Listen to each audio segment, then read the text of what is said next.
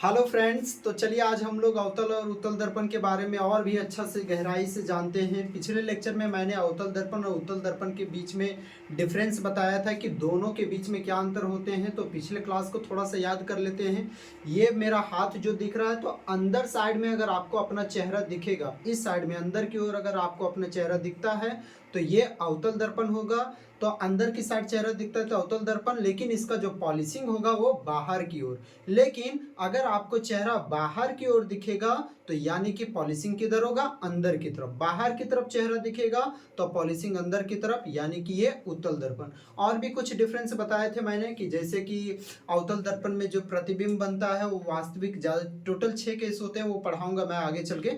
तो total 6 case होते हैं, 6 में से 5 केस जो बनता है वो आपका वास्तविक एवं उल्टा प्रतिबिंब बनता है, जबकि एक केस में जो बनता है आपका वो सिर्फ और सिर्फ आभासी प्रतिबिंब बनता है। अब मैंने आपको उस लेक्चर में ये भी करवाया था कि कैसे हम लोग सिनेमा हॉल में जो हम लोग मूवी वगैरह एंजॉय कर पाते हैं, देख पाते हैं, तो उस प्रोजेक्टर में कौन सा दर्पण आपका लगा हुआ रहता है, कौन सा मिरर लगा हुआ होता है। तो उस प्रोजेक्टर में जो आपका होता है वो अवतल दर्पण लगा होता है, क्योंकि अवतल दर्पण को हम लोग क्या करते हैं, उसमें जो प्रतिबिंब बनता है उस प्रतिबिंब को हम लोग पर्दे पर उतार सकते हैं। और मैंने ये भी बताया था कि उसमें हम लोग थिएटर में देखते हैं क्या है कि पर्दे पर ही चीज़ों को उतारा जाता है। जो भी मूवी बनता है तो उसे पर्दे पर ही दिखाया जाता है, यानी कि अवतल दर्पण के प्रतिबिंब को पर्दे पर उतार सकते हैं। दैट मीन्स प्रोजेक्टर में जो आपका लगा होता है वो अवतल दर्पण लगा होता है। अब आगे के लेक्चर में हम लोग पढ़ेंगे आज कुछ इंपॉर्टेंट टर्म्स को, जो कि जान लेना आपके लिए बहुत ज़्यादा जरूरी है भाई, बहुत ज़्यादा जरूरी है। सम इंपॉर्टेंट टर्म्स, ठीक है। आगे अगर चैप्टर को मजबूत करना है तो पहला, जैसे कि पहला इंपॉर्टेंट टर्म है कि भाई वक्रता केंद्र किसे कहते हैं। अंग्रेजी में इसको बोलेंगे हम लोग centre of curvature. Centre of curvature full form क्या हो जाएगा, COC, सेंटर ऑफ कर्वेचर। दूसरा जो हो जाएगा आपका वक्रता त्रिज्या किसे कहते हैं सर, वक्रता त्रिज्या, दैट मीन्स यानी कि रेडियस ऑफ कर्वेचर, यानी कि ROC, ठीक। तीसरा जो आप लोगों को पढ़ना है वो है मुख्य अक्ष, क्या कहलाता है, मुख्य अक्ष, यानी कि प्रिंसिपल एक्सिस भी नाम बोला जाता है इसका, या तो मेन एक्सिस, प्रिंसिपल एक्सिस या तो मेन एक्सिस, है ना। चौथा जो है आप लोगों को पढ़ना है ध्रुव किसे कहते हैं, अंग्रेजी में इसे बोला जाता है पोल। पांचवा जो आपका पढ़ना है कि फोकस क्या कहलाता है भाई। और छठा केस हो गया आपका फोकस दूरी, फोकल लेंथ। ये सभी अगर आप लोगों को मजबूत रहेगा तब जाके आप लोगों का न्यूमेरिकल बन पाएगा, जो कि आपके 5 नंबर के सवाल में अक्सर पूछ लिया जाता है। तो उन अगर आप लोगों को न्यूमेरिकल मजबूत करना है तो उससे पहले आप लोगों को इन सभी टर्म को जानना पड़ेगा।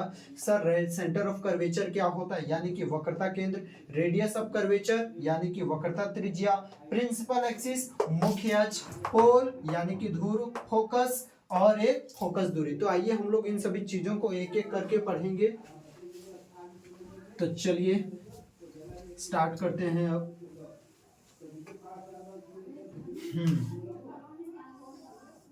ये जो है आपका, ये कौन सा है, स्फेरिकल मिरर है, जैसा कि मैंने पिछले ही क्लास में करवा रखा है दोस्तों। स्फेरिकल मिरर यानी कि इसको हम लोग कहेंगे गोलीय दर्पण। कौन सा दर्पण कहेंगे, गोलीय दर्पण। अब याद करिए पिछले क्लास वाला, थोड़ा सा पिछले क्लास में जाइए। अगर उस क्लास को नहीं देखें तो जरूर से जाके पहले देख लीजिए, लिंक मैं डिस्क्रिप्शन में ऐड कर दूंगा। तो ये कौन सा दर्पण है भाई, गोलीय दर्पण। गोलीय दर्पण किसको कहते हैं, तो जिसका परावर्तक सतह क्या होता है, गोल होता है। मैंने उसमें प्रैक्टिकल के साथ दिखाया था, दर्पण के साथ दिखाया था कि गोलीय दर्पण। अब बोलिएगा कि बोल सर ये जो गोलीय दर्पण है क्या अपने मेरे घरों में जो लगा होता है जिसमें हम अपना चेहरा देखते हैं, क्या वही गोलीय दर्पण है? नहीं, वो जिसमें आप अपना चेहरा देख रहे हैं वो बिल्कुल समतल दर्पण है। क्यों, समतल दर्पण कौन होता है, जिसका परावर्तक सतह सीधा या बिल्कुल कैसा होता है, सपाट होता है, वो समतल दर्पण होगा, ठीक है। जबकि गोलीय दर्पण का परावर्तक सतह कैसा होगा, गोल। तो भाई इसका परावर्तक सतह कैसा है, गोल है, यानी कि जिसका परावर्तक सतह गोल रहेगा उसे हम लोग गोलीय दर्पण कहेंगे, स्फेरिकल मिरर कहेंगे, ठीक। अब इस गोलीय दर्पण के एक काम करते हैं भाई, इसको ऊपर से दिए हम काट और नीचे से भी दिए काट, ऊपर से भी काट दिए और नीचे से भी क्या कर दिए, काट दिए। और इसको बाहर तरफ से पॉलिश किए हैं, इसको बाहर तरफ से पॉलिश किए हैं और इधर में हम अंदर की ओर से पॉलिश किए हुए, बाहर की ओर से अंदर की ओर से पॉलिश किए हुए। तो क्या होगा सर, यहाँ पर जो भाई प्रकाश का किरण पड़ेगा उसके चिकने भाग पर यहाँ पर पड़ेगा। भाई प्रकाश का किरण कहाँ पर पड़ेगा, जहां पर उसको चिकना सतह मिलेगा, चमकीला सतह मिलेगा। तो यहाँ तो पॉलिशिंग ना हो गया, तो प्रकाश का किरण तो अंदर पड़ेगा नहीं, यहाँ पर बाहर की ओर पड़ेगा, तो इसको उत्तल दर्पण कहेंगे। और इसमें प्रकाश का किरण किधर पड़ेगा भाई, अंदर की तरफ पड़ेगा, अंदर की तरफ, तो इसको हम लोग क्या कहेंगे, अवतल दर्पण कहेंगे। तो मतलब प्रकाश का किरण अंदर की ओर जाएगा तो अवतल दर्पण, बाहर की ओर जाएगा तो उत्तल दर्पण। इतना मैंने आप लोगों को पिछले लेक्चर में करा रखा है। ठीक, तो इसको आगे थोड़ा सा हम बढ़ जाते हैं। यहाँ पर ये इसको मैं मिटा दे रहा हूं और इसको अभी मैं गोलीय दर्पण ही रख रहा हूं। देखिए ये उत्तल दर्पण हो गया आपका और ये अवतल दर्पण। तो हम बोल सकते हैं कि सर उत्तल दर्पण हो चाहे अवतल दर्पण हो, दोनों दर्पण किस दर्पण के भाग हैं, तो दोनों दर्पण आखिर गोलीय दर्पण के ही भाग हैं। चाहे उत्तल दर्पण हो भाई चाहे अवतल दर्पण हो, दोनों के दोनों जो दर्पण है वो कौन सा दर्पण का भाग है, गोलीय दर्पण का।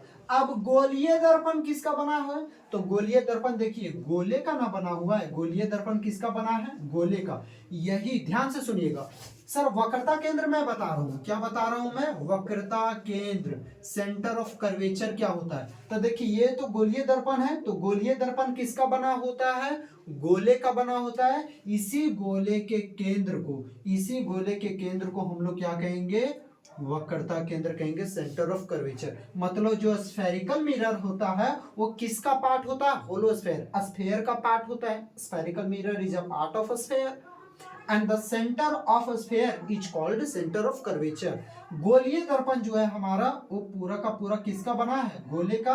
यही गोले का केंद्र क्या कहलाएगा, मेरा वक्रता केंद्र। यहां तक तो बिल्कुल सिंपल था। अब थोड़ा सा मैं ऐड कर रहा हूं कुछ चीजों को, अब थोड़ा सा ध्यान दीजिए। ये कौन सा दर्पण है भाई आपका, बताइए, बिल्कुल सही बताया आपने, अवतल दर्पण है। कौन सा दर्पण है, ये अवतल। और इसमें ऊपर वाला भाग में ना प्रकाश का किरण पड़ेगा, तो ये कौन सा दर्पण है, उत्तल दर्पण। अब मैं आपसे एक सवाल कर रहा हूं, दोस्तों, और इसको सोच समझ के आंसर दीजिएगा कि अवतल दर्पण में वक्रता केंद्र किधर होता है, अवतल दर्पण में वक्रता केंद्र किधर होता है, दर्पण के आगे होता है या फिर दर्पण के पीछे। तो ये आपका अवतल दर्पण हो गया, तो वक्रता केंद्र यहां पर है, तो दर्पण के आगे है। ठीक है, दर्पण के आगे, तो यानी कि अवतल दर्पण में जो वक्रता केंद्र होता है वो दर्पण के आगे होता है। जबकि अगर मैं बात करूं उत्तल दर्पण की सर, तो उत्तल दर्पण में जो वक्रता केंद्र है तो दर्पण के आगे है क्या, नहीं, उत्तल दर्पण तो ये रहा ना, तो दर्पण के पीछे।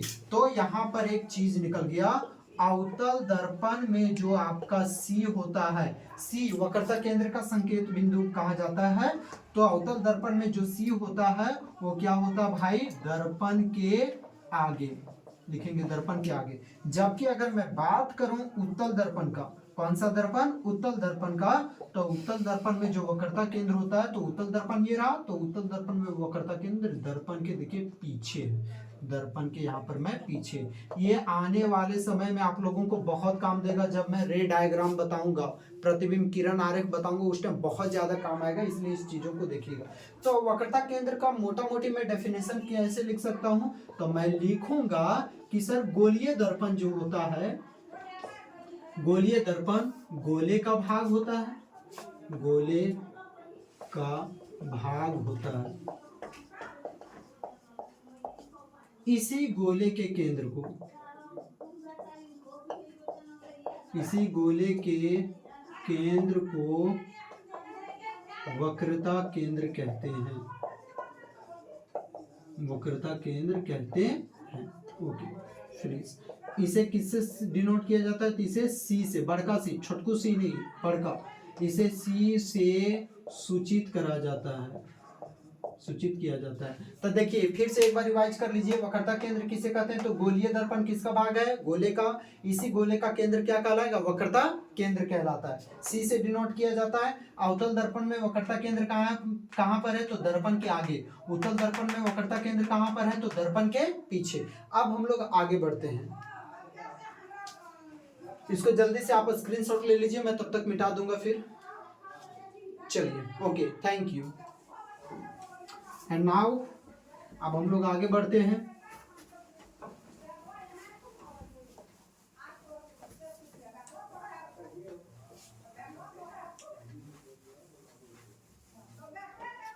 चलिए, तो अब हम लोग बढ़ते हैं द्वारक पर। सर द्वारक किस चिड़िया का नाम है? द्वारक यानी कि अपर्चर, अंग्रेजी में इसे हम लोग कहेंगे अपर्चर।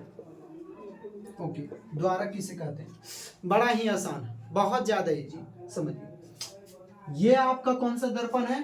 तो अभी बहुत कोई बोल देंगे कि सर अवतल दर्पण है। गलत। अभी अवतल ना तो अवतल दर्पण है ना ही उत्तल दर्पण है, क्योंकि इसमें तो कोई भी साइड से पॉलिशिंग किया ही नहीं गया। चलिए अब बताइए कौन सा दर्पण है? बाहर से मैं पॉलिश कर रहा हूँ, तो बताइए चेहरा मैं कहाँ पर देखूंगा? तो चेहरा तो हम अंदर साइड ना देखेंगे। देखिए बाहर से पॉलिश किए हैं तो चेहरा कहाँ पर देखेंगे भाई? अंदर की ओर देखेंगे। तो यानी कि ये कौन सा दर्पण हो गया भाई? अवतल दर्पण। कौन सा दर्पण हुआ? अवतल दर्पण। अब मैं यहाँ पर एक और दर्पण ले रहा हूँ कुछ इस प्रकार से, और इसको अंदर की ओर से पॉलिश कर रहा हूँ, तो चेहरा मैं कहाँ पर देखूंगा? ये बाहर साइड देखूंगा। तो इसे हम लोग कहेंगे उत्तल दर्पण।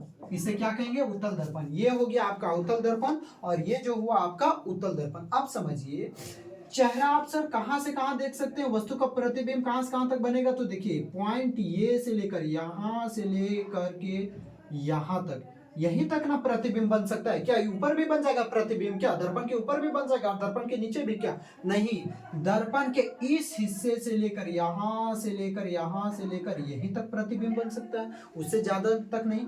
तो जो परावर्तक सतह हो गया, जहां तक परावर्तक सतह है, मतलब जहां जहां प्रकाश का किरण पड़ सकती है, यहां से लेकर यहां तक जो हिस्सा होगा वही आपका क्या कहलाएगा भाई? द्वारक। इसी का नाम मैं दूंगा द्वारक, है ना। अब इसमें भी हम लोग देख सकते हैं कि हम लोग चेहरा कहां से कहां तक देख सकते हैं? तो ई पॉइंट से लेकर ई छोर तक देख सकते हैं, ई छोरा से ई छोरी तक देख सकते हैं, मतलब ये से लेकर बी तक देख सकते हैं। ठीक है, मजा किया था मैंने, सॉरी। तो मतलब ए से लेकर कहां तक देख सकते हैं? बी तक देख सकते हैं। तो ये यहां से लेकर यहां तक वाले हिस्से को मैं क्या कह दूंगा? द्वारक। यानी कि द्वारक की अगर मैं बात करूं, द्वारक क्या कहलाता है? द्वारक क्या होगा? तो जो परावर्तक सतह होता है, जितना परावर्तक सतह है, जहां तक लाइट पड़ेगी वही आपका क्या कहलाता है? द्वारक। दर्पण का वह हिस्सा जो परावर्तक सतह होता है वही क्या कहलाता है? द्वारक। तो परावर्तक सतह यहां से लेकर यहां तक है, तो अवतल दर्पण का द्वारक ये हो गया। उत्तल दर्पण का द्वारक यहां से लेकर यहां तक हो गया। क्लियर हो गया? ठीक है, तो द्वारक भी क्लियर हो गया। अब मैं थोड़ा सा आगे बढ़ रहा हूं कि अब हम लोगों को पढ़ना है भाई ध्रुव किसे कहते हैं? ध्रुव को अंग्रेजी में इसका अपर्चर का संकेत ये होता है, याद रखिएगा। ध्रुव, ध्रुव को अंग्रेजी में हम लोग कहते हैं भाई पोल। ध्रुव को क्या कहते हैं भाई? पोल। अब सर पोल क्या होता है? तो देखिए द्वारक अगर समझ में आया होगा तो पोल समझ में आ जाएगा। द्वारक क्या होता है? चेहरा कहां से कहां तक देख सकते हैं? द्वारक क्या होता है? चेहरा देखने वाला हिस्सा ही, मतलब जहां से जहां तक प्रतिबिंब बन सकता है वही आपका क्या हो गया? द्वारक। तो मैं यहाँ पर प्रकाश का किरण यहां से लेकर यहां से लेकर यहां तक, यहीं तक ना पड़ेगा। चेहरा यहां से यहां के बीच में ही बनेगा क्या? नीचे भी नहीं बन सकता, ऊपर भी उससे नहीं बन सकता। तो यहां से लेकर यहां तक का जो मध्य बिंदु रहेगा, 20 पॉइंट ए से लेकर पॉइंट बी तक का जो मध्य बिंदु रहेगा उसे ही हम लोग क्या कहेंगे? ध्रुव कहेंगे। मतलब यहां से लेकर के यहां तक का मध्य बिंदु तो कहीं सर यहां पर लाई करेगा, यहां पर टच करेगा, बस इसे ही हम लोग कह देंगे ध्रुव। एक और दर्पण मैं ले रहा हूं कुछ इस प्रकार का दोस्तों। तो यहाँ पर इसका पॉलिशिंग मैं अंदर की ओर कर रहा हूं, तो प्रतिबिंब बाहर की ओर बनेगा। तो द्वारक इस पॉइंट से लेकर इस पॉइंट तक को मैं क्या बोलूंगा? द्वारक कहूंगा। अब देखिए इस पॉइंट से लेकर इस पॉइंट तक को मैं क्या बोल रहा हूं? द्वारक बोल रहा हूं। तो यानी कि ध्रुव क्या हो जाएगा? तो यहां से यहां तक का जो मध्य बिंदु रहेगा ये होगा ना, इसे ही हम लोग क्या कहेंगे भाई? ध्रुव कहेंगे। यानी कि ध्रुव का मैं डेफिनेशन कैसे लिखूंगा? तो ध्रुव का मैं डेफिनेशन कुछ इस प्रकार से दूंगा कि द्वारक के मध्य बिंदु को ध्रुव कहते हैं। और इसे किसे सूचित किया जाता है? तो याद रखिएगा इसे P से सूचित करा जाता है। P से सूचित किया जाता है। ओके, अभी तक मैंने आप लोगों को वक्रता केंद्र बता दिया है, ध्रुव बता दिया और द्वारक। एक बार रिवाइज करते हैं वक्रता केंद्र क्या होता है। तो देखिए ये हमारा गोलीय दर्पण है। गोलीय दर्पण किसका बना होता है? गोले का। यही गोले का केंद्र क्या कहलाता है? वक्रता केंद्र। अब यहाँ पर मैं इसके ऊपर वाले हिस्से को काट दे रहा हूँ थोड़ा, और थोड़ा नीचे वाले हिस्से को, कुछ इस प्रकार से। तो ये कौन सा मेरा दर्पण बन गया भाई, ये बन गया मेरा अवतल। और यहाँ पर मैं अगर अंदर साइड से पॉलिशिंग कर दे रहा हूँ तो ये बन गया मेरा उत्तल। तो देखिए वक्रता केंद्र अवतल दर्पण के आगे होता है और उत्तल दर्पण के वक्रता केंद्र पीछे, यानी कि अवतल दर्पण के आगे में वक्रता केंद्र होता है और उत्तल दर्पण के पीछे में होता है वक्रता केंद्र। फिर दूसरा मैंने आपको बताया कि द्वारक क्या होता है, तो भाई जहां पर वस्तु का प्रतिबिंब बन सके, जहां तक, तो इस पॉइंट से लेकर इस पॉइंट तक ही बनेगा प्रतिबिंब। तो यहाँ से लेकर यहाँ तक को टोटली हिस्से को मैं क्या बोल दूंगा भाई, द्वारक बोल दूंगा। यहाँ से लेकर यहाँ तक ही बन सकता है प्रतिबिंब, तो इस हिस्से से लेकर के इस हिस्से तक को मैं क्या बोल दूंगा भाई, द्वारक। अब देखिए द्वारक यहाँ से यहाँ तक है, तो यहाँ से लेकर यहाँ तक का जो मध्य बिंदु होगा उसे मैं क्या बोलूंगा, पी, धुर बोलूंगा। यहाँ से यहाँ तक का जो मध्य बिंदु होगा वो क्या हो जाएगा भाई, धुर हो जाएगा, जिसे हम लोग किससे डिनोट करते हैं, पी से। अब आइए हम लोग पढ़ते हैं मुख्य अक्ष। मुख्य अक्ष क्या कहलाता है, तो आप इसको भी जल्दी से स्क्रीनशॉट ले लीजिए, मैं आगे बढ़ता हूँ। ओके चलिए, फिगर, फिगर बहुत बड़ी चीज है, फिगर को अच्छे से छापोगे। अब देखिए मुख्य अक्ष हम लोगों को पढ़ना है भाई, मुख्य अक्ष अंग्रेजी में बोलेंगे प्रिंसिपल एक्सिस।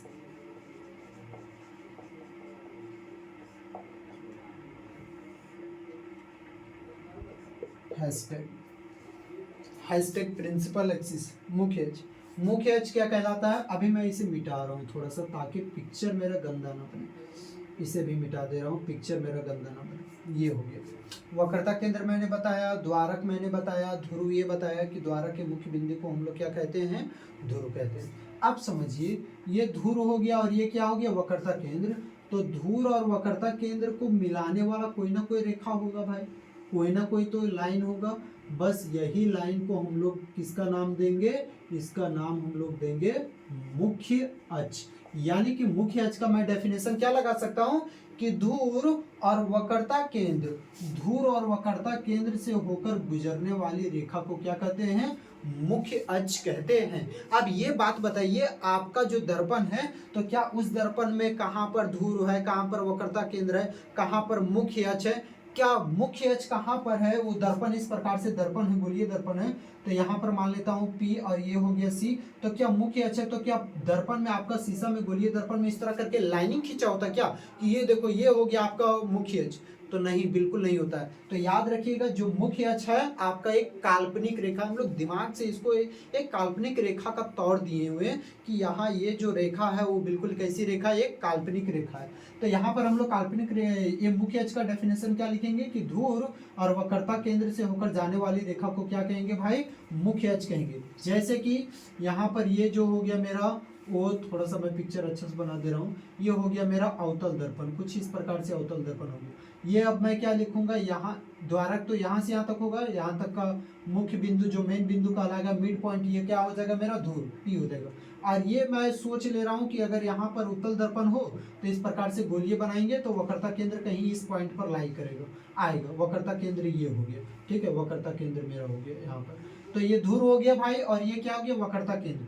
तो धुर और वक्रता केंद्र से जो होकर गुजर रही है इस रेखा को ये हम लोग क्या बोल देंगे भाई, मुख्य अक्ष कहेंगे, मुख्य अक्ष। यानी कि धुर और वक्रता केंद्र से होकर जो रेखा इस प्रकार से जा रही है उसे हम लोग मुख्य अक्ष कहेंगे। तो मैं लिख दूंगा यहाँ पर डेफिनेशन कि धुर और वक्रता केंद्र से होकर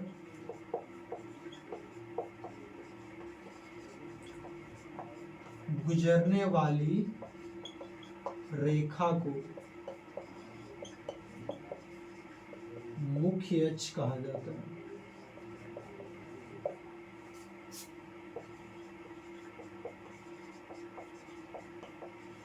अब यहाँ पर याद रखिएगा आप लोग कि धुर और वक्रता केंद्र से होकर गुजरने वाली रेखा को मुख्य अक्ष कहते हैं। अब बताइए क्या मुख्य अक्ष आपके दर्पण में क्या अच्छा एकदम चिरा हुआ रहता है, लाइनिंग खींचा हुआ रहता है क्या, नहीं खींचा हुआ रहता, मतलब कौन सी रेखा हो गई आपके लिए, काल्पनिक रेखा है। ठीक है, तो आप इसको भी जल्दी से लिख लीजिए। अब मैं मेन टॉपिक पर बढ़ूंगा जो कि है फोकस। मेन फोकस क्या कहलाता है, फोकस क्या होता है, उस पर बड़ा बवाल है, देख लीजिए। चलिए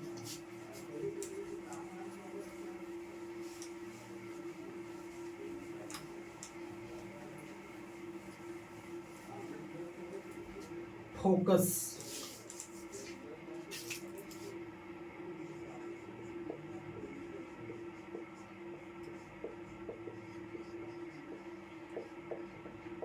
अंग्रेजी में फोकस ही कहा जाता है, या तो कई सारी किताबों में मेन फोकस भी लिखा रहता है, तो इसको हम लोग समझते हैं। ये जो है आपका कौन सा दर्पण है, ये जो है आपका अवतल दर्पण है। कौन सा दर्पण है, अवतल दर्पण। अभी मैं आपसे एक सवाल पूछता हूँ, आपके मन में कभी ये सवाल उठा है कि जब भी देखिएगा टीवी जो हम लोग देखते हैं उसमें जो डिश लगा होता है, डिश एंटीना लगा होता है, वो डिश एंटीना का हमेशा पिक्चर देखिएगा, डिश एंटीना कुछ इस प्रकार से रहता है। यहाँ पर इस तरह से माइक लगा हुआ रहता है कुछ इस प्रकार से, और ये माइक क्या करता है सर, सिग्नल को कैच करता है। तो देखिएगा डिश एंटीना देखिएगा हमेशा इस प्रकार से होता है, मतलब कुछ ऐसे प्रकार के लगा हुआ रहता है ऐसे। कभी मन में सवाल आया सर कि इस तरह करके मतलब आने की चरखुट काहे नहीं होता, चरखुट आने की आयताकार शेप में काहे नहीं होता, त्रिभुजाकार शेप में काहे नहीं होता है, हेक्सागोनल शेप में क्यों नहीं होता है, ऑक्टागोनल शेप में क्यों नहीं होता, मतलब अलग अलग शेप में, पेंटागोनल शेप में क्यों नहीं होता है। हमेशा यही शेप में, देखिए जितना भी आप डिश को देखिएगा, डिश एंटीना को देखिएगा, हमेशा इस शेप में होता है। तो आखिर क्यों होता है उस शेप में, तो इसलिए होता है, उसका समझिए। तो वहां पर देखिएगा डिश एंटीना ऐसे करके है ना, तो वहां पर एक माइकवा लगल होता है, एक माइक लगा होता है, और वो माइक क्या करता है, दरअसल जितना भी सिग्नल आ रहा है उस सभी सिग्नल को एक जगह पर कैच करवाता है, एक जगह पर वहां पर फोकसित करने का काम करता है। वो क्यों, तो समझिए, इस चीज को ही मैं समझा रहा हूँ, इस चीज को ही मैं समझा रहा हूँ। ये भाई मेरा कौन सा दर्पण है, ये जो है मेरा है अवतल दर्पण, अवतल दर्पण। अब समझिए इसका जो ध्रुव होगा वो क्या होगा, तो देखिए यहाँ से यहाँ तक तो मेरा क्या हो जाएगा, द्वारक हो जाएगा। अब द्वारक का जो मुख्य बिंदु रहेगा, ये है मुख्य बिंदु, इस पॉइंट को मैं क्या बोलूंगा, ध्रुव बोलूंगा, ठीक है, पी बोलूंगा। आप सोच लिए हम कि यहाँ पर कहीं उत्तल दर्पण होगा तो इसको गोल करेंगे, गोलियाएंगे तो गोलीय दर्पण हो जाएगा। इस तरह करके गोलीय दर्पण हुआ तो इसके लिए वक्रता केंद्र कहीं मेरा इस पॉइंट पर आएगा। आ जाए यार, तो मैं इससे ध्रुव और वक्रता केंद्र दोनों को भी मैं मिला दिया हूं, कुछ इस प्रकार से मिला दिया। ये C से बाहर हो गया, वक्रता केंद्र से बाहर, और ये कहीं अनंत पर हो गया। अब मान लेते हैं कि एक वस्तु को मैंने रखा हुआ अनंत पर, एक वस्तु है, इस वस्तु का नाम ये भी, भाई ये मार्कर को ही सपोज कर लो, ये जो मार्कर है इस पॉइंट, इस मार्कर को ही मैं रखा हुआ हूँ, लेकिन ये तो अवतल दर्पण है और ये मार्कर अवतल दर्पण से बहुत ज्यादा दूरी पर रखा हुआ है, बहुत ज्यादा दूरी मतलब अनंत पर कहीं पर हम रखे हुए, समझे। ये अवतल दर्पण है और अवतल दर्पण से मैं इस मार्कर को कहाँ पर रखा हूँ, सामने, क्या नहीं सामने तो है लेकिन बहुत ज्यादा दूरी पर है। कहाँ पर है सर, अनंत पर है। अब यहाँ से प्रकाश का किरण आएगा कुछ इस प्रकार से, कुछ इस प्रकार से यहाँ पर टकराएगा, ठीक, यहाँ पर टकराएगा तो क्या ये अवतल दर्पण को पार करके उधर चल जाएगा क्या, नहीं, क्यों नहीं जाएगा, क्योंकि सर अवतल दर्पण जो है ना वो आपका अपारदर्शी माध्यम है, और अपारदर्शी माध्यम में क्या होता है, प्रकाश की किरण इस पार से उस पार नहीं जाती है। अब ये जो सतह है मेरा बिल्कुल चिकना सतह है, तो टकराएगा तो देखिए मैंने बताया था प्रकाश के परावर्तन वाला में कि टकराने के बाद विपरीत दिशा में मुड़ जाती है। अब क्या होगा, यहाँ पर दो ऑप्शन है, कुछ इस प्रकार से है मेरा अवतल दर्पण, कुछ इस प्रकार से, ये हो गया मेरा P और ये हो गया वक्रता केंद्र, ये वक्रता केंद्र से बाहर और ये अनंत। वस्तु को मैंने यहाँ पर रखा तो इस प्रकार से आज टकराया, और टकराने के बाद दो ऑप्शन है सर, या तो ये उधर चला जाए या तो ये इधर आए, तो किधर आएगा, मतलब नीचे की ओर आएगा प्रकाश का किरण या ऊपर की ओर जाएगा, तो जरा सोच के बताइए। तो इसका जवाब मिलेगा आपको नीचे की ओर आएगा। अब फिर मन में सवाल उठेगा कि सर नीचे की ओर ही क्यों आएगा, इसलिए आएगा ना नीचे की ओर क्योंकि इसका देखिए परावर्तक सतह जो है अंदर की तरफ है, तो अंदर की तरफ है तो लाइट अंदर की तरफ जा रहा है, तो टकराने के बाद अंदर तरफ ना आएगा तो अंदर तरफ आएगा, ठीक है। तो मतलब यहाँ पर प्रकाश का किरण इस सतह से टकराया, टकराने के बाद कहाँ पर जाएगा, अंदर की तरफ, तो अंदर की तरफ आया तो कुछ इस प्रकार से यहाँ पर मिला, ठीक है। बस इस पॉइंट पर मिला। अब मान लेते हैं कि और भी प्रकाश का किरण कुछ इस प्रकार से आ रहा है, ठीक, ये आपतित किरण हो गया, आने वाला किरण को हम लोग कहते हैं आपतित किरण। इस साइन ऑफ फेरो को बढ़िया से देखिएगा। अब यहाँ पर टकराने के बाद क्या उधर चल जाएगा या इधर आएगा या अंदर की तरफ, तो अंदर की तरफ जाएगा। क्यों? क्योंकि अवतल दर्पण का जो परावर्तक सतह होता है भाई वो देखिए अंदर की ओर है, तो अंदर की ओर है, तो यानी कि प्रकाश का किरण टकराने के बाद भी किधर होगा, अंदर की तरफ जाएगा। मतलब ये, तो ये दोनों टकराने के बाद जिस बिंदु पर मिलते हैं ना, बस वही पॉइंट को हम लोग क्या कहते हैं, फोकस कहते हैं। और भी प्रकाश का किरण, यही पॉइंट को हम लोग फोकस कहते हैं। अब मान लेते हैं कि सर और भी प्रकाश का किरण आया, तो टकराने के बाद इसी से होकर गुजरेगा, आपतित किरण परावर्तित किरण। और भी आया, टकराने के बाद यहीं से गुजरेगा, आपतित परावर्तित, ठीक, इसी प्रकार से गुजरेगा, आपतित परावर्तित आपतित परावर्तित आपतित परावर्तित। मतलब कितनों भी मारे, मतलब हर एक बार ये यहीं पर गुजरेगा, यहीं पर आएगा, और जिस बिंदु पर मिल रहा है ना वही बिंदु मेरा क्या कहलाती है, फोकस। तो फोकस का डेफिनेशन क्या लिखेंगे कि अनंत से आने वाली प्रकाश की किरणें परावर्तन के बाद जिस बिंदु पर मिलती है, परावर्तन के बाद जिस बिंदु पर मिलती है वही बिंदु क्या कहलाती है, फोकस। अब थोड़ा सा डिश एंटीना वाला भी केस देख लीजिए। तो देखिए हम लोग को जो भी ये सैटेलाइट वगैरह भेजा गया ऊपर में, जो भी हम लोग आज मौज काट पाते हैं, जैसे कि मैक्स हो गया, जे सिनेमा हो गया, और भी अलग अलग टीवी चैनलों का जो भी हम लोग आनंद उठा पाते हैं, वो कैसे हो पाता है, क्योंकि दूर में कहीं रखा गया है भाई सैटेलाइट, और वहां से प्रकाश के किरण यहाँ पर, ये मेरा छतरी पर पड़ा, यहाँ पर ये आपतित किरण हो गया, तो छतरी पर पड़ा, तो क्या छतरिया को भेद करके अंदर चल जाएगी? नहीं। क्यों नहीं जाएगी? क्योंकि वो छतरी जो है मेरा कैसा है, अपारदर्शी माध्यम है, तो टकराने के बाद इधर ना आएगा। और वैसे भी देखिए चिकन है और अपारदर्शी, तो चिकन रहेगा तो इधर ना आएगा, परावर्तन देखने को मिलेगा, तो टकराने के बाद यहाँ पर आएगी। तो देखिए, तो इस बिंदु पर मिल रहा है, नहीं माइक्वा पर मिल रहा है ना, यही आपका क्या कहलाएगा, फोकस। तो माइक्वा क्या कर रहा है, जो दूर से सिग्नलवा आ रहा है ना, उस सिग्नलवा को एक पॉइंट पर जाके कैच करवाता है। और भी आया सिग्नल, तो यहाँ से परावर्तन के बाद देखिए अंदर की ओर धंसा हुआ, तो अंदर घुसेगा, सॉरी यार, ये अंदर ही घुसेगा, कुछ इस प्रकार से अंदर घुसेगा, तो यहाँ पर टकरा, यही आपका फोकस। और भी सिग्नल आ रहा है यहीं पर आएगा, और भी सिग्नल आ रहा है यहीं पर आएगा, और भी आ रहा है यहीं पर आएगा, और भी जा रहा है यहीं पर आएगा। मतलब हर बारी कहाँ पर, वो जो माइक दिख रहा है ना वहीं पर। तो माइक किस लिए दिया रहता है, क्योंकि दूर से जो सिग्नल आ रहा है ना, सारा सिग्नल आफ्टर रिफ्लेक्शन माइक पर ही जाके कैच आउट करे, ठीक है, इस कारण से वो इस प्रकार से रहता है डिश एंटीना। ठीक, अब हम लोग नेक्स्ट में बढ़ते हैं, थोड़ा सा और भी देख लेते हैं। उत्तल दर्पण का केस देखते हैं कि उत्तल दर्पण का फोकस क्या होगा। अब ये देखिए, कुछ मैं इस प्रकार से बनाया हूं, जो कि मेरा कौन सा दर्पण है, ये उत्तल दर्पण, ठीक है, इसको मैं अच्छा से बना रहा हूं पिक्चर थोड़ा।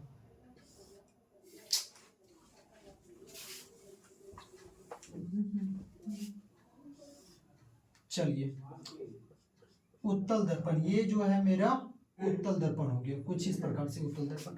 अब याद करिए, उत्तल दर्पण का केस याद होगा तो उसमें वक्रता केंद्र कहाँ होता है, दर्पण के आगे होता है या दर्पण के पीछे?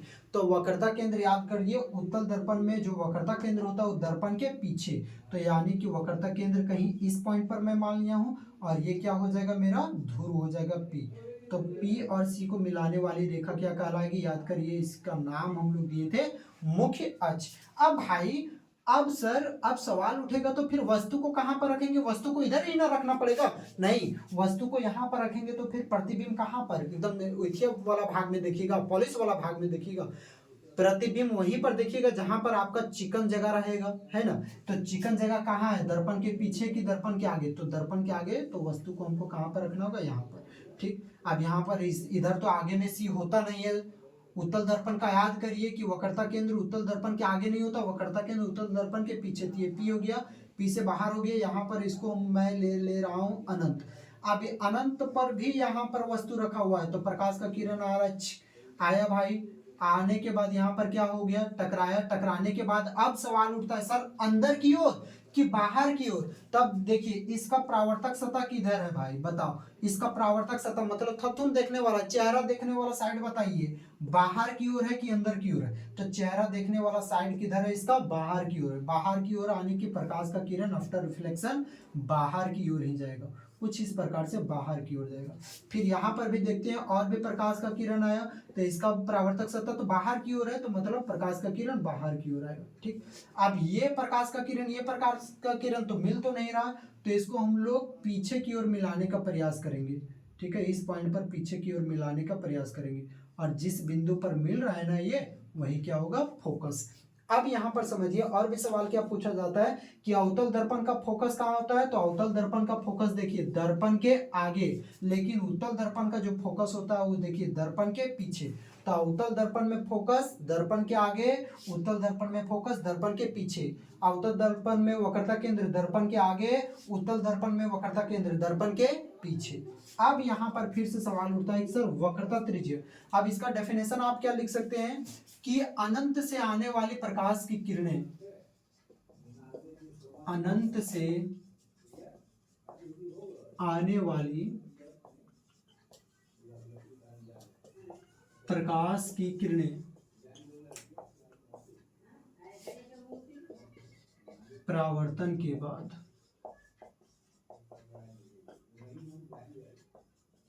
जिस बिंदु पर मिलती है,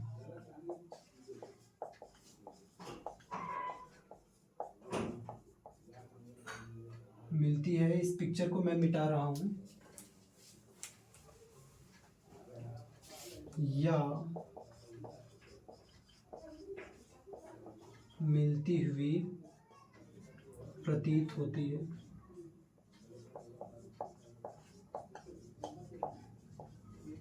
उसे फोकस कहते हैं। और फोकस को किससे सूचित किया जाता है, तो याद रखिएगा इसे एफ, बड़ा वाला एफ से, छोटा एफ नहीं बड़ा एफ, इसे एफ से सूचित किया जाता है। फिर से ये मेरा कौन सा दर्पण है भाई, अवतल दर्पण है। इधर हो गया पॉलिशिंग वाला भाग, पॉलिशिंग वाला भाग, ये मैं मान लिया हूँ ये पी हो गया, ये हो गया सी से बाहर, और ये क्या हो गया भाई, ये हो गया अनंत।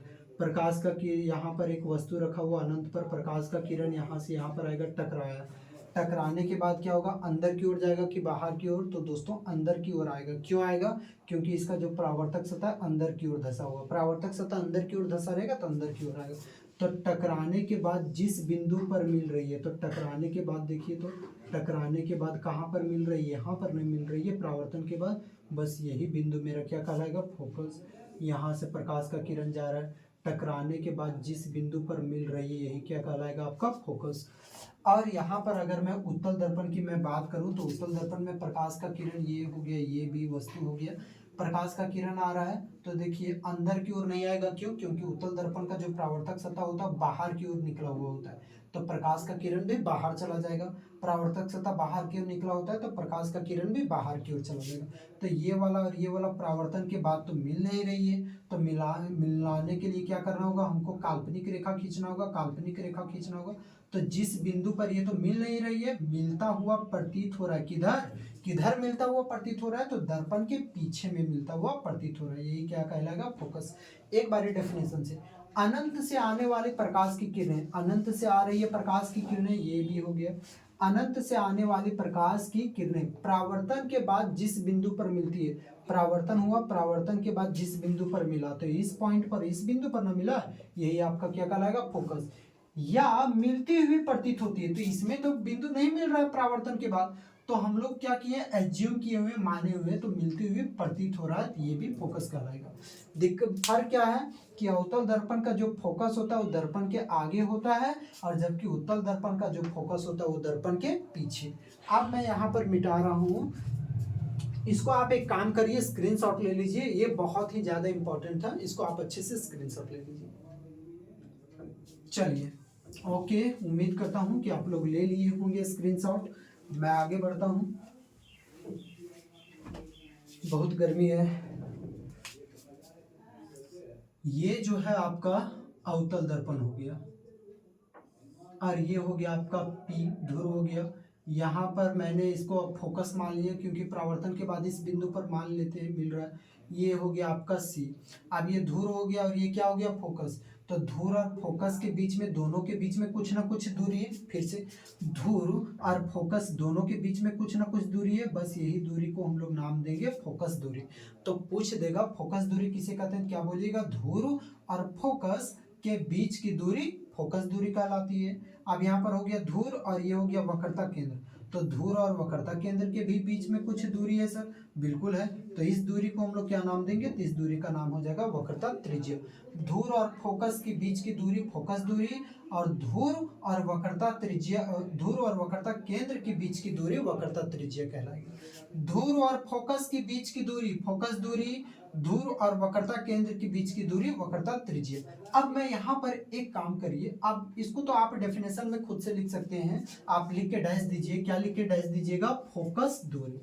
फोकस दूरी अंग्रेजी में बोलते हैं इसे फोकल लेंथ, छोटकू एफ से इसको डिनोट किया जाता है। यहाँ पर अच्छा से ख्याल रखिएगा, फोकस को बड़ा एफ से और फोकस दूरी को छोटा एफ से, ठीक। अब यहाँ पर फोकस दूरी क्या लिखेंगे हम लोग कि धूर, लिखिए धूर और फोकस, धूर और फोकस के बीच की दूरी को फोकस दूरी कहते हैं। और वक्रता त्रिज्या में आप लोग क्या लिखिएगा, वक्रता त्रिज्या, इसको हम लोग इंडिकेट करते हैं बड़ा आर से, ठीक है, बड़ा आर से। तो वक्रता त्रिज्या में क्या लिखेंगे, धूर और वक्रता केंद्र, धूर और वक्रता केंद्र के बीच की दूरी क्या कहलाती है, वक्रता त्रिज्या। अब अगर इधर हो गया तो थोड़ा सा काम की बात कर लेते हैं और आगे। यहाँ पर मैं ऐसे लिख सकता हूँ, इस लाइनिंग को देखिए, मैं इस लाइनिंग को निकाल रहा हूँ ताकि आप लोगों को अच्छा से समझ में आ जाए। ये मेरा था P, धुर था, ये था मेरा फोकस और ये था वक्रता केंद्र। तो इस लाइन को मैं लिख सकता हूँ भाई P F plus F C is equal to P C. अरे भाई ये टुकड़ा और ये टुकड़ा इज इक्वल टू 100 से, पूरा का पूरा, ठीक। यहाँ पर इक्वल डिस्टेंस में होता है, ये इक्वल डिस्टेंस में होता है, ये है ना, equal distance focus.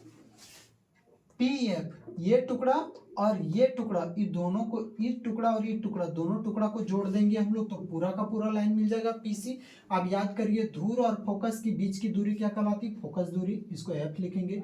P F की जगह पर मैं क्या लिख सकता हूँ, F plus sir F C. तो जो डिस्टेंस यहाँ पर है सेम डिस्टेंस यहीं पर रहता है। अगर ये 5 सेंटीमीटर है तो ये भी एफ सी भी कितना होगा, 5 सेंटीमीटर। अगर ये 6 सेंटीमीटर तो ये भी 6 सेंटीमीटर। अगर एफ पी और एफ ये 7 सेंटीमीटर तो ये भी कितना सेंटीमीटर, 7 सेंटीमीटर। तो मैं बोल सकता हूँ कि सर जो डिस्टेंस पी और एफ का होगा सेम डिस्टेंस एफ और सी का होगा। तो पी एफ का डिस्टेंस क्या दिया हुआ है, देखिए तो यहाँ पर क्या मैं लिखा हूँ, फोकस दूरी एफ लिखा हूँ, तो एफ सी भी क्या हो जाएगा, एफ हो जाएगा। इज इक्वल टू यहाँ पर देखिए पी सी। अब याद करिए धूर और वक्रता केंद्र के बीच की दूरी क्या कहलाती है, वक्रता त्रिज्या। वक्रता त्रिज्या, धूर और वक्रता केंद्र के बीच की दूरी वक्रता त्रिज्या कहलाती है, जिसे मैं आर से इंडिकेट करता हूँ। अब एफ और एफ, कितना एफ हो जाएगा, 2f is equal to R, 2f is equal to R. ये रिलेशनशिप होता है। यहाँ से आपका 1 नंबर के सवाल में ये क्वेश्चन अक्सर पूछा करता है। क्वेश्चन क्या रहेगा, इसको आप जल्दी से उतार लीजिए, आप स्क्रीनशॉट लीजिए। चलिए यहां से क्वेश्चन क्या पूछा करता है दोस्तों, याद रखिएगा, क्वेश्चन पूछता है कि फोकस दूरी और वक्रता त्रिज्या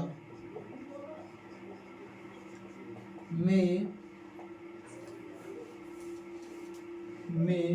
क्या संबंध है।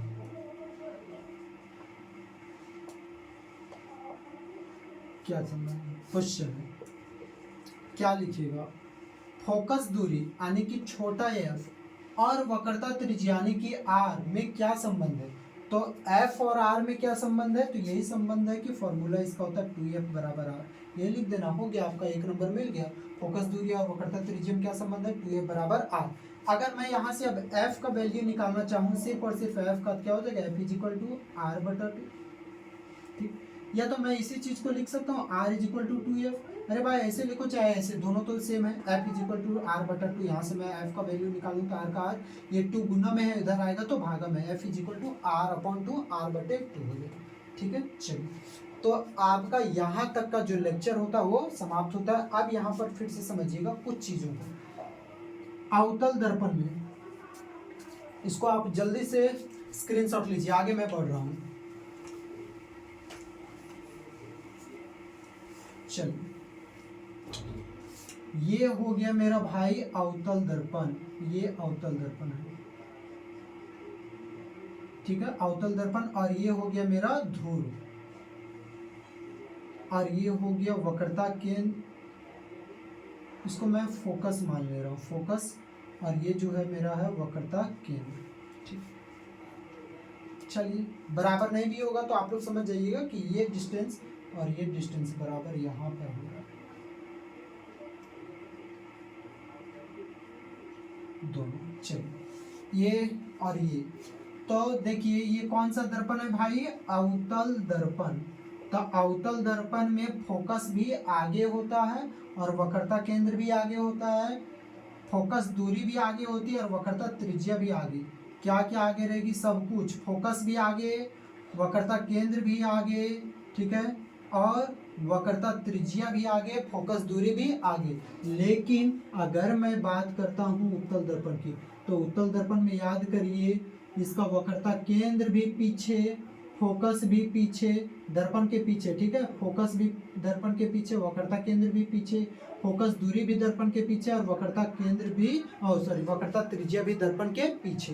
तो इन सभी बातों को ध्यान रखिएगा। जब मैं साइन कन्वेंशन बताऊंगा, चिन्ह परिपाटी बताऊंगा, तो उस टाइम आप लोगों को बहुत काम देगा। चलिए, इस लेक्चर में मेरा ये भी खत्म हो गया। अब नेक्स्ट लेक्चर में हम लोग पढ़ेंगे अवतल दर्पण और उत्तल दर्पण के शायद किरण आरेख को देखना होगा मुझे कि आगे क्या पढ़ना है। तब तक आप इसको अच्छा से रहिए, तब तक आप मेरे चैनल के साथ जुड़े रहिए। Thank you.